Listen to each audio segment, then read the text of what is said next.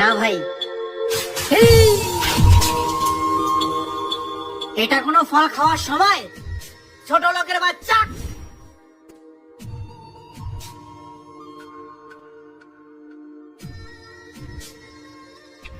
না, এটা তো কথা ছিল না।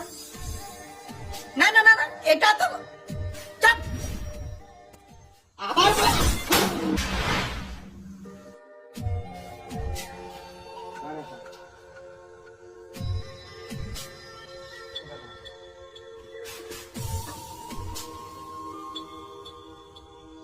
যখন তোর রাগ উঠবে, কোনো কিছুর ক্ষতি না করে ওই তার কাটাগুলো হাতুর দিয়ে কাঠখানাতে পড়তেই। এখন তো রাগে আছিস, যা আজকে থেকে চালু কর।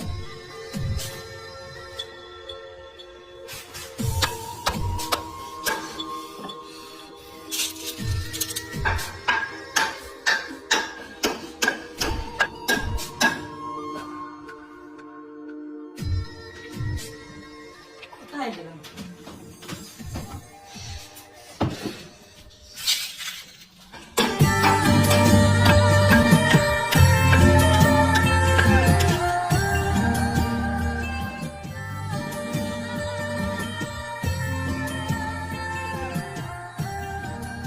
এভাবে রাগের মাথায় কাটতিতে পেরেক পুঁতে আমার কি লাভ হচ্ছে? কোনো লাভই তো হচ্ছে না। এত পরিশ্রম সব বৃথা। না, এবার পরিশ্রম না করেই নিজের রাগটা নিজের মধ্যেই কন্ট্রোল করে নেব। হ্যাঁ, কোনো রাগ করবো না।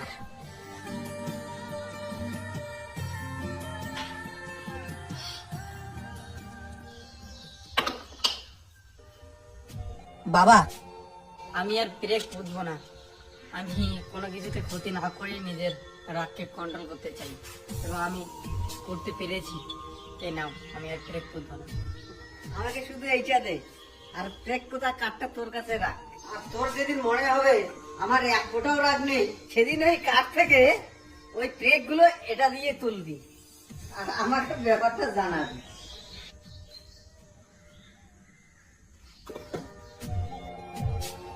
বাবার লজিক আমি কিছুতেই বুঝতে পারছি না। কি বোঝাতে যাচ্ছে বাবা? একবার ব্রেক পড়তে বলে, একবার তুলতে বলে। আমার তো আবার রাগ নেই বলা চলে।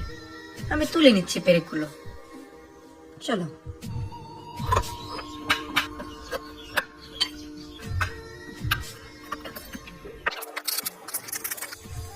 বাবা, আমার মনে হলো যে আমার মধ্যে আর কোনো রাগ নেই, তাই সব তার কাটাগুলো তুলে ফেললাম।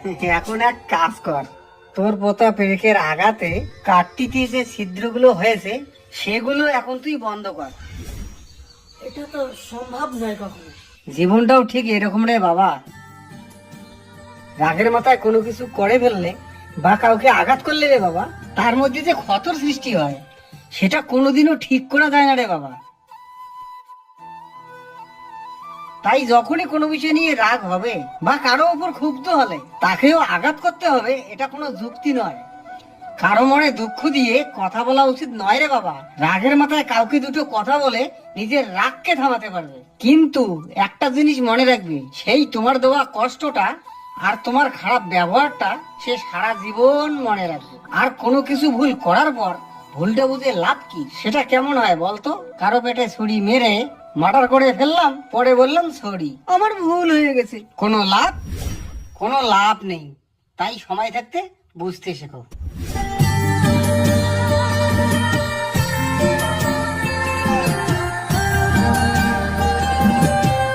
এই ঘটনার থেকে কি শিখতে পারে? যখন বিশেষ মন খারাপ থাকবে, কারো উপর রাগ হবে, তখন নিজের প্রতি বিশ্বাস হারালে চলবে না, বা কাউকে আঘাত করে নিজেকে সুখ দিলেও চলবে না। নিজের ধৈর্য এবং বুদ্ধিকে কাজে লাগাতে হবে।